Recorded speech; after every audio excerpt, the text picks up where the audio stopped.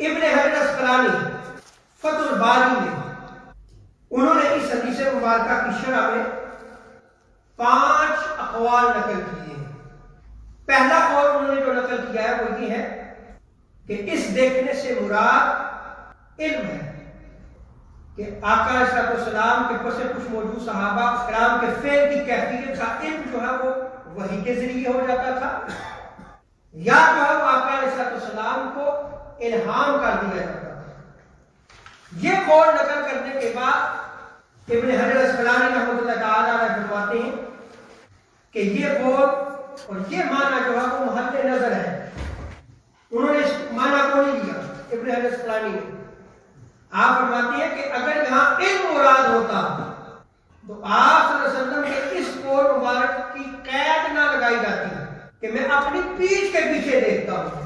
جب حضور نے ارشاد فرمایا میں اپنی پیٹھ کے پیچھے دیکھتا ہوں تو پھر جو ہے وہ علم جو ہے وہ نہیں ہو سکتا۔ جب حضور نے فرمایا میں پیٹھ کے پیچھے دیکھتا ہوں تو اس کا معنی یہ ہے کہ حضور علیہ السلام اپنی پیٹھ مبارک کے پیچھے جو کچھ ہوتا تھا اس کا مشاہدہ فرمایا کرتے تھے۔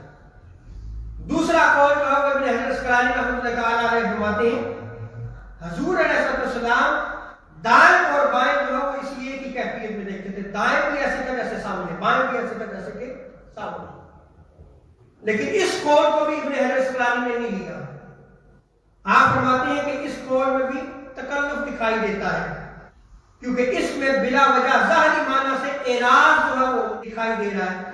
جب حضور نے ارشاد فرمایا کہ میں پسے کچھ دیکھتا ہوں تو اس کو اسی معنی میں ہی رہنے دیا ہے۔ اور ابن حجر اسقلانی فرماتے ہیں کہ ہمارے قائمہ کہ ہاں یہی جو ہے وہ قول ہے جس کو اختیار کیا گیا ہے، یہ جمہور کا قول ہے۔ ابن حجر اسقلانی اس قول کو لے رہے کہتے ہیں یہی ہمارا قول ہے، اور فرماتے ہیں کہ وہ معنی یہ ہے کہ آپ صلی اللہ تعالی علیہ وسلم کا پیٹھ کے پیچھے یہ دیکھنا حقیقی ادراک ہے، اور جو آپ صلی اللہ علیہ وسلم ہی کا خاصہ ہے، اور یہ حضور علیہ السلام کے خلقیات یعنی معجزہ میں سے آتا ہے۔ اور امام بخاری کا بھی یہی مذہب ہے۔ یہ کون لکھ رہا ہے؟